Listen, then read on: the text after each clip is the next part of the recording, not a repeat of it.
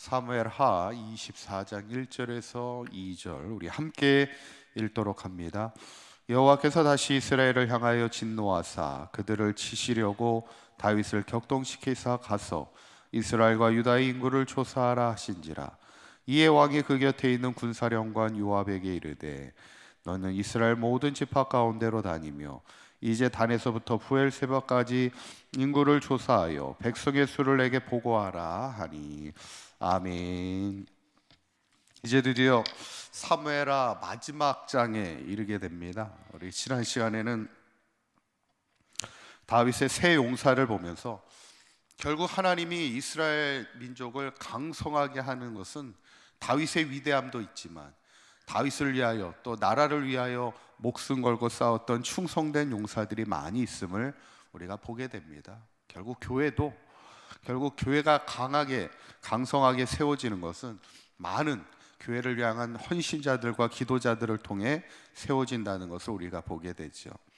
오늘 본문은 이제 사무엘하의 마지막 장으로 다윗이 이스라엘의 인구조사를 하는 그런 이야기입니다. 2절에 보니까 요압을 불러서 백성의 수를 내게 보고하라 이렇게 이제 명령하게 됩니다. 그런데 문제는 하나님이 이 다윗의 인구조사를 기뻐하지 않으셨다는 얘기예요. 사실 인구조사 자체는 문제가 되지는 않습니다. 민수기에 보면 민수기 자체가 백성의 수를 세다라는 뜻이죠. 그래서 가나안 땅에 들어가기 전에 여호수아가 가나안을 정복하기 전에 민수기를 통해서 백성의 수를 이제 세게 되는데 하나님의 명령에 의해서 인구조사를 할 때는 문제가 되지 않았는데 지금 다윗이 인구조사의 명령을 내린 거에 대해서 하나님이 기뻐하지 않았다는 거예요. 왜 그랬을까? 9절에 있는 말씀이에요. 9절의 말씀을 보면 한번 읽어보도록 합니다. 시작. 요압이 백성의 수를 왕께 보고하니 곧 이스라엘에서 칼을 빼는 담대한 자가 80만 명이요 유다 사람이 50만 명이었더라. 지금 칼을 빼는 담대한 자라는 이야기가 이제 나옵니다. 그러니까 다윗이 이스라엘 백성의 인구를 조사한 이유는 칼을 빼는 싸움에 능한 자들이 얼마인가를 숫자를 조사하게 했는데 유다 사람이 50만, 이스라엘 사람이 80만, 130만의 칼을 쓰는 용사들이 있었다. 이것을 보게 돼요. 이것은 과연 뭘 얘기하고 있을까? 지금 다윗이 인구조사를 명령한 것은 얼마나 자신의 군사력이 있는가를 확인하고 싶었던 것 같아요. 과시하고 싶었던 건지 아니면 자신의 힘을 의지하고자 했던 마음으로 자신의 어떤 군사력을 체크하고 싶었던 그 마음이었을 텐데 하나님은 그것을 기뻐하지 않으셨다는 거예요. 결국 하나님이 원하시는 게 뭐예요? 하나님을 의지하는 마음인데 하나님의 힘을 자랑하는 마음인데 어쩌면 자신의 마음, 자신의 힘을 의지하고 자신의 힘을 과시하는 그 마음을 하나님이 기뻐하지 않았다는 것이죠.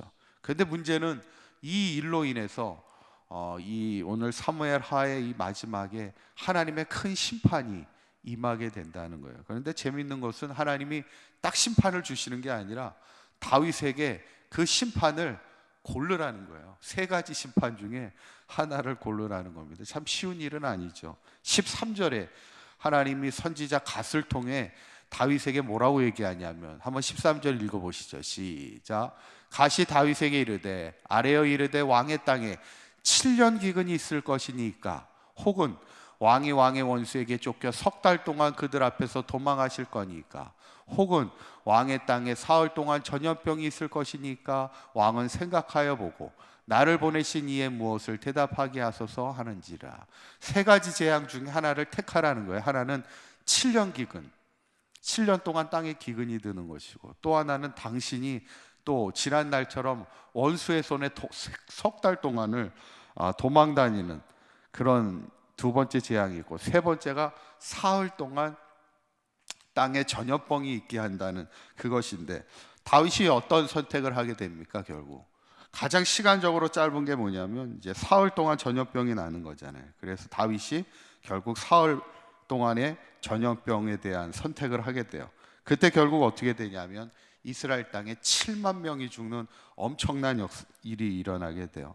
왕의 실수 하나가 백성의 7만이 죽는 그런 재앙을 보게 되는데 오늘 본문에 이제 가장 중요한 것은 뭐냐면 이 재앙을 어떻게 멈추게 되었는가가 오늘 사실은 본문의 가장 중요한 부분입니다. 25절에 있는 말씀을 한번 읽어볼까요? 시작. 그곳에서 여호와를 위하여 제단을 쌓고 번제와 화목제를 드렸더니 이에 여호와께서 그 땅을 위한 기도를 들으심에 이스라엘에게 내리는 재앙이 그쳤더라 그랬어요.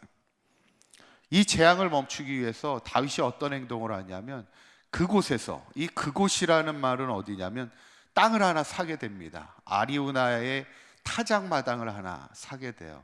그래서 그곳에서 제단을 쌓아서 그곳에 그 땅의 재앙을 위해서, 전염병이 그치기를 위해 기도할 때 하나님께서 그 기도를 들으심에 재앙이 그쳤다. 성경은 그렇게 이야기하고 있습니다. 이 다윗이 갓선지자의 명령에 따라서 샀던 그 아리우나의 타작마당은 결국에는 그곳이 뭐가 들어서게 되냐면 나중에는 솔로몬의 성전이 들어서게 되는 그 자리가 되게 됩니다. 이곳이.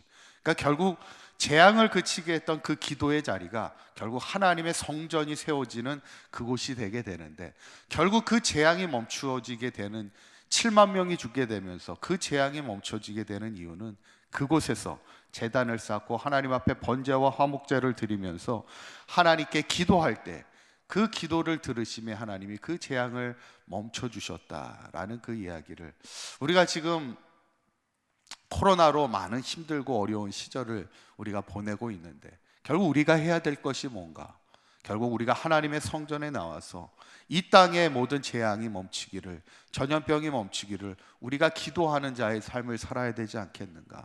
우리가 기도하는 사람들이, 먼저 믿는 사람들이 이 땅을 위해서 기도하는 그 기도를 우리가 드릴 때 하나님이 우리의 기도를 통하여 재앙을 멈춰주시고 하나님의 심판을 그치게 하신다는 것을 우리가 생각하면서, 저를 바라기는 우리 새벽을 깨우는 우리 사강교회 모든 성도님들이 더욱더 이 땅을 위하여 기도하며 이 나라와 민족을 위하여 기도하고, 오늘 특별히 더 대선이 있는데 우리가 이 나라 민족을 위해서 항상 기도하며 하나님께서 우리의 기도를 통하여 이 나라와 민족에 또 이 땅 위에 하나님의 놀라운 은혜가 있기를, 그 기도의 힘을 통하여 든든히 세워가는 역사가 있기를 주님의 이름으로 간절히 축원합니다. 기도하겠습니다. 고맙고 감사하신 하나님, 오늘 다윗의 인구조사를 통하여 나라의 전염병으로 인해 7만 명이 죽는 사건을 보게 되면서 우리가 항상 하나님만을 의지하는 겸손한 신앙을 잃어버리지 않도록 하나님 인도하여 주시고, 특별히 믿는 자들이 이 땅의 고통과 어려움 앞에 기도하게 하여 주셔서 코로나의 재앙이 속히 그치게 하여 주시고 이 나라 민족이 하나님 앞에 바로 설 수 있는 영적인 회복의 시간이 될 수 있도록 인도하여 주시옵소서. 특별히 오늘 대선이 있는 날 하나님, 이 나라 민족이 하나님 앞에 더욱더 공의로 서게 하여 주시고 하나님을 경외하는 믿음 안에 설 수 있는 이 나라와 민족의 지도자들과 모든 백성이 될 수 있도록 기도하는 우리 모두가 되게 하여 주옵소서. 우리 주 예수 그리스도의 이름으로 기도하옵나이다. 아멘.